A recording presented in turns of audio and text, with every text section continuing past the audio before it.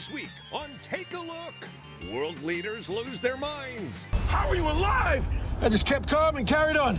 As Idris Elba and John Cena bring the chaos in Heads of State. Hey, where's your backup? There is no backup. Then we roll out the blue carpet. Smurf Village isn't safe anymore. As the Smurfs return in a big screen adventure that's loud, proud, and totally blue. That sounds like a load of Smurf. Hey, stick a Smurf in it. Severance, the entire new season ready to rewatch, which you must do if you've got any hope at understanding what it's about in time for next season. Do you know something about Gemma? And Eric Bana gets untamed. It's a thriller where survival has no rules. Whatever she was running from, she was running for a while. Stars, stories, first looks. This is Take a Look. Take a look, look. Hey, so glad you're here. It's halfway through summertime. You know it's halfway through when all the really good movies have opened, and now we're talking about stuff like Smurfs.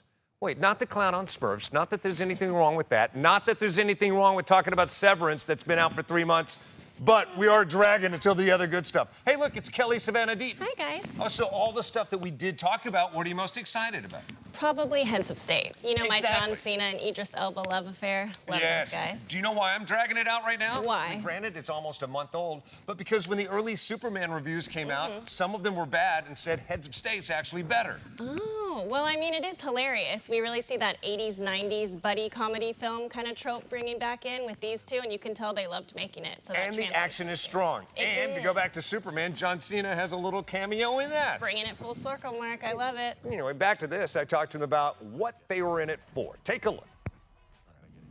Honestly, the chance to work with Idris again. That we had the chemistry before we had the concept, and hats off to Peter Safran for noticing us keeping his attention on the Suicide Squad, and he literally was like, "Man, we got to do this again." And he's one of the few folks who can actually make movies happen, and he delivered with Heads of State. So we got the band back together. Absolutely, yeah, it's exactly the same reason. You know, I wanted to work with John. I got to work with him on Suicide Squad.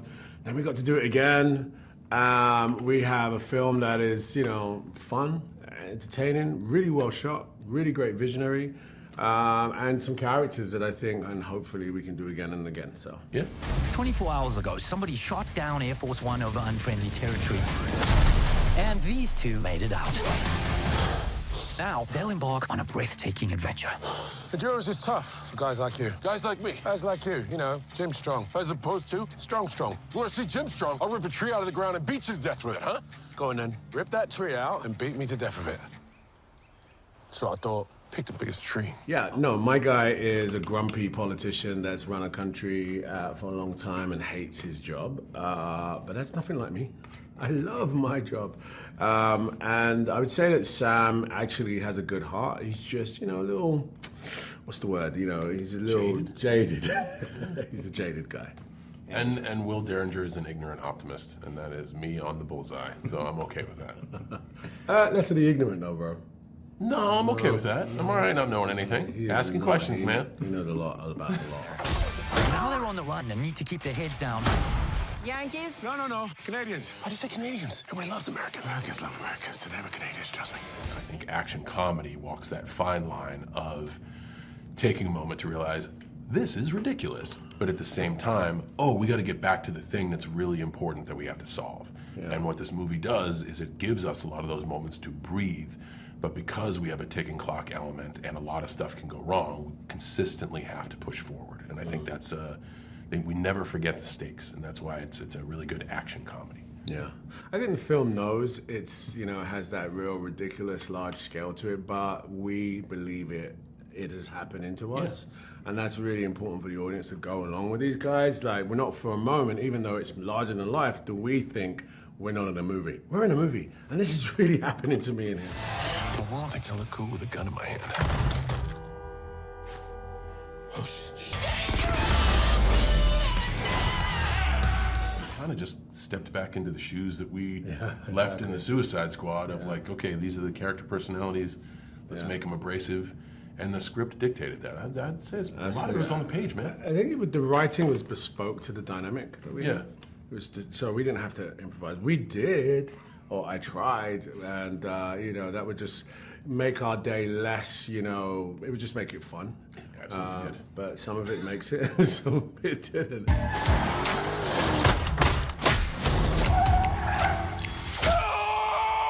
Open the door! Cam, incoming!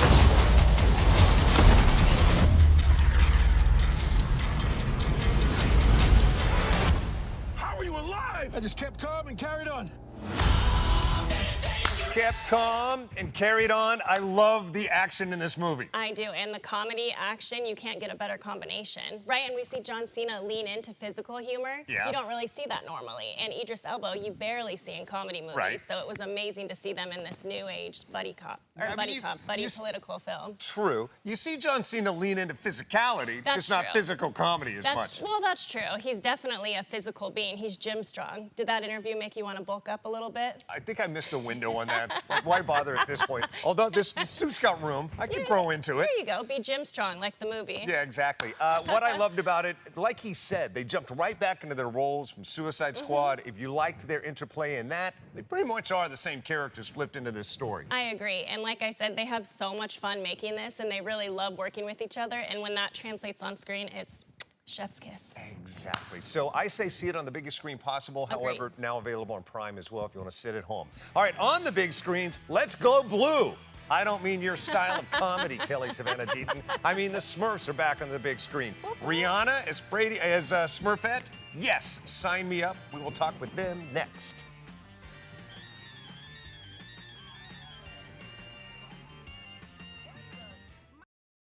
Hey, welcome back to Take a Look in 177 different countries and territories worldwide, thanks to AFN. And if you're watching on AFN, thank you for serving the United States of America. Yes, thank you so much. Kind of the way you do. Well, at least you travel. I travel. I wouldn't compare it to that, but I like where your head's at. You're a good representative, I'm saying. Okay, yeah, for traveling, I agree. All right, what's your favorite place to go?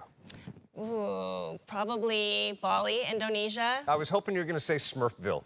Oh, of course. That's my favorite second place to go. Actually, I don't even know if it's called Smurfville, but regardless, let's jump into it because there's a new Smurf movie out.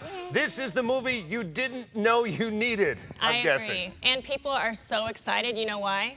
Because of the cast. Because of the cast, and Rihanna fans have been waiting for her to release new music for 3 years, and she finally releases a new single in this. She is the reason I came aboard. I said, well, if this is the cast, if you've got this kind of pedigree, John Goodman as Papa Smurf, all right, I'll give it a shot, and I liked it. It's so much fun. Let's go behind the scenes now. La la la la la la. Sing a happy song. La la la la la. La la la la la. Why are you singing that dreadful song? The Smurfs voice cast. Whoa. Yeah, whoa. So many talented people. I love playing Smurfette. She's a leader. She's powerful. Come on, we gotta rescue Papa. I play No Name. Deal with my awesomeness. He's called No Name Smurf because he hasn't found his thing.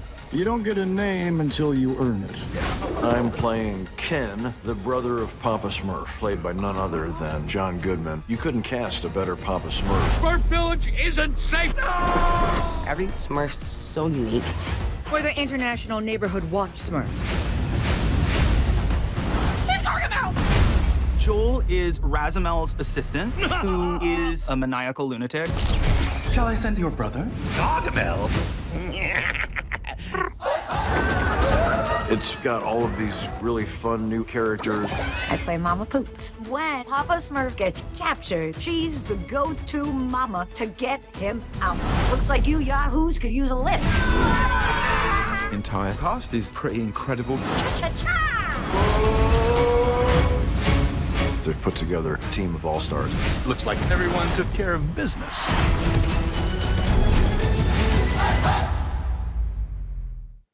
Dude, talk about all-stars. I forgot Nick Offerman's in there, Dan Levy from Schitt's Creek, Natasha Lyonne. Marshmallow. Hannah Waddington. It just keeps going. So if for Stacked. no other reason, watch it. The celebrity cast, sometimes that's used as a gimmick for a bad movie.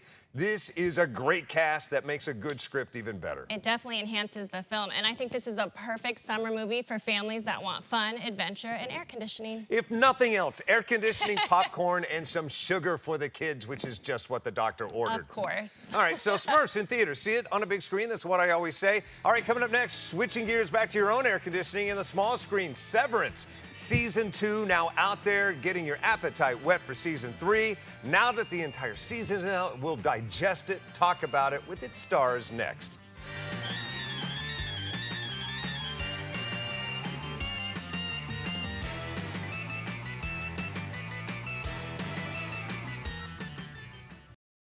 Hey, welcome back. Halfway through, take a look. Thanks so much for hanging out. We talk about things on big screens and small screens. We're about to shift to small screens. Kelly Savannah Deaton, travel blogger. Where do we find you, by the way? On Kelly Savannah Deaton, on all my handles. And you just got back from Smurfville, Yes. Australia. Yep. What's next? Hawaii we went to next. I think New Zealand might be next. Awesome. Would you ever want to live in the world of Severance?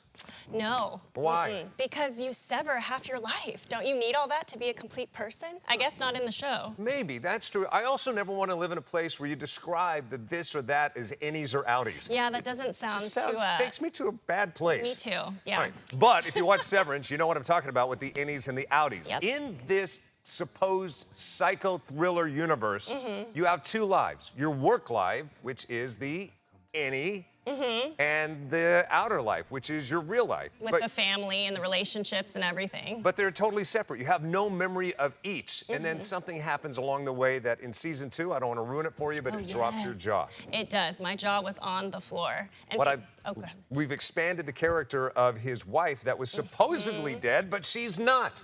That's plot spoiling. And she's played by... D-Chen Lackman. And I did everything I could in this interview not to plot spoil. Look. We fear no one. I'm tightening the leash. If we let this happen to Miss Casey, who's gonna step up when it happens to us? Now. Goodbye, Marcus. Wait! Where are you? You look like you're floating in the sky. It's so gorgeous. Truth be told, my timing was off, so I got stuck on a flight, and so I've got a makeshift studio in a car somewhere outside of a convenience store. Doesn't it look fancy, though? You look amazing. No one would ever know. Awesome. Well, congratulations on this series. You've done so much to be proud of, but this, I mean, yet another layer in your storied career. Oh, thank you. How do you feel after seeing the season? You've seen the whole season? Yeah, and so all of my friends are fans, but we watch it at different intervals, so we try not to plot spoil. Oh. And like, my jaw is still bruised from hitting the floor so hard, and my head's spinning because of all the twists and turns. How do you not plot spoil the fans that you have in your life? Well, you know, people take it very seriously, so a lot of people don't ask. They want to be surprised. They want to go along for the ride because that's really what the show feels like. It pulls you in and takes you on this amazing ride. And I love that it drops once a week. It gives everyone a chance to like build a community around the show. And I feel like we can always do with more community and more interaction with other people. So it's really wonderful. There's an episodic television term from last century that still carries over called jumping the shark. When series try something that's a little too big of a leap of faith. How do you describe to people that they've taken a huge leap of faith, but yet it lands so perfectly? Right. Yeah. I think that came from a Happy Days episode, right? That saying? Is that deep right? reference. Yeah. Exactly. Yeah, because I heard. Literally jump the shark. Right, exactly.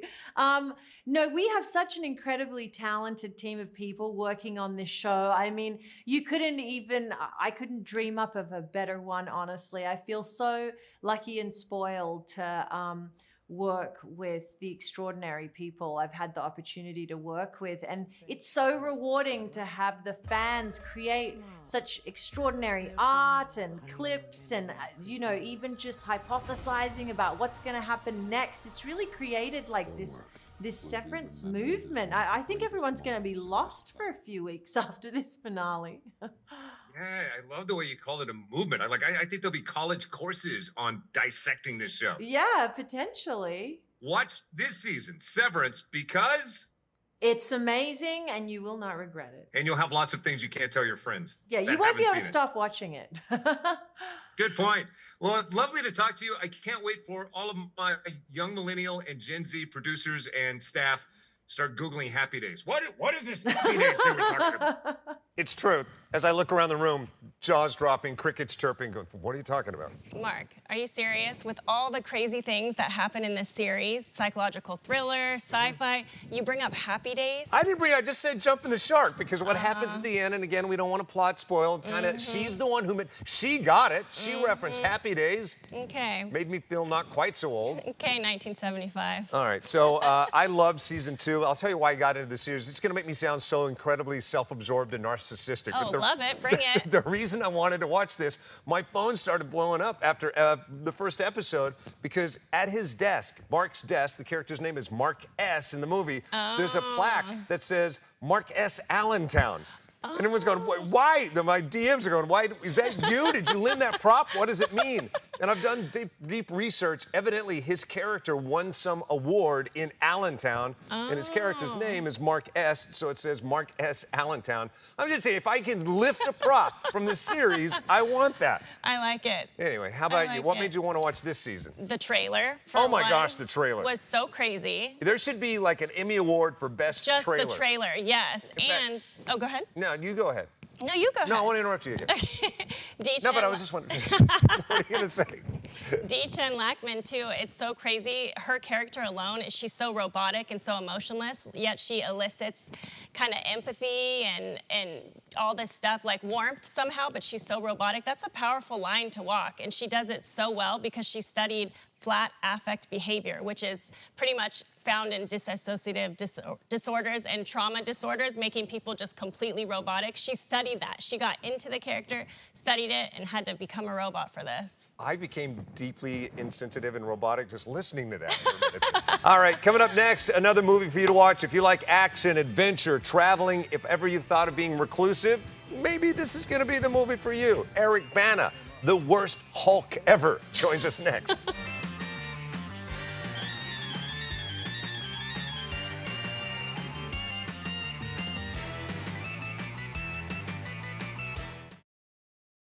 Hey, welcome back to Take a Look. Thanks for hanging out. We're in the home stretch now. Kelly Savannah Deaton, where do we find you? At Kelly Savannah Deaton. I'm at TV Mark S. Allen. But if you're watching on YouTube, be sure and like and subscribe. All the things. Wave hi next time you see us in the mall.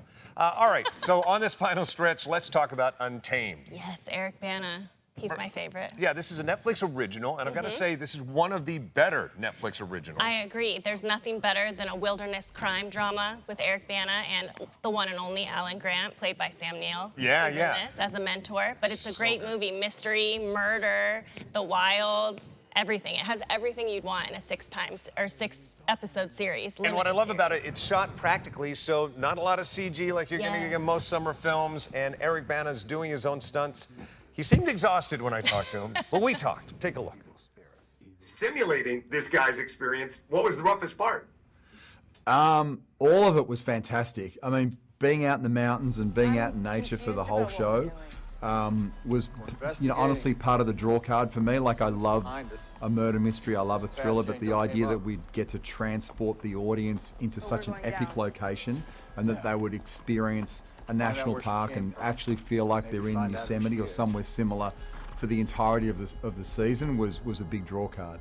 Let's talk about that waterfall sequence. Truly amazing and epic. Yeah, I mean, so many of the sequences in this, the locations provide their own set of challenges and so forth. And right towards the end, when Sam Neill and I come together for some epic stuff, you would pinch yourself really with some of the backdrops. And a lot of parallels, as I'm watching this, a lot of us went into isolation because of the pandemic, and then after we came out of the pandemic, forced to come out of that experience.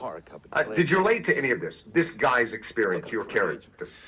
Well, I think I relate to the idea that, not that I ever took the great outdoors for granted, but I think our love for those of us who suffered from very strict lockdowns, like where I was from, it just heightened how much I appreciate being out in nature and having the freedom to do this sort of thing. So I think that was a big draw card for me. Having said that, I read this pre-COVID, so I read this like back in 2018 and 19. But you know, coming to it all those years later, I think it was like the dream job for me to be able to bounce back with something like this. And he did bounce back well. This is one of his best performances ever. Hang on. I was trying to listen to what he was saying, but I couldn't. I was so distracted. What was going on with that band? Was it a minor light? Are you getting in theme and character? What's happening there? No, well, I mean, obviously, we typically do interviews one-on-one, right? Yes. But occasionally, especially, we talked about the pandemic in that interview. Occasionally, since then, we do them via Zoom. And sometimes they adjust their time, and it falls onto something they've got pre-planned. I was getting an MRI. I was doing that interview in an MRI tank. I wish I could have heard what you guys said. All I was seeing was that. Yeah, I was getting radiation. You know, you do what you can to get things done. That's true. All right, so I highly recommend it. Netflix original. See it on Netflix. Yes, 100%. Right when it comes out, so nothing gets plot spoiled online, by the way. It had, like I said, wilderness drama, mystery, murder. It has all the things you want in a good 6-part series. Absolutely. As we wrap it up, is there anything that you're excited about that's still to be released this summer? Still to be released. If not, I'll plant the seed. You can. I was gonna say I know what you did last summer, but that just came out. The reboot. I'm excited. Yeah, that's out. That's very good. I'm looking forward to Freaky Air Friday. Yes. That's going to be awesome. Yes. Jamie Lee Curtis just announced she'll be joining us on the show in a couple of weeks, as well as the entire cast of Fantastic Four. Yes, Pedro Pascal. I'm saying The best. that does it. Good to see you, my Good friend. to see you Where do we as find well. you? At Kelly Savannah Deaton. I'm at TV Marquez Allen, and again, YouTube. Like and subscribe. Have a great rest of your summer. We'll see you. Should we start filming with the band on our head?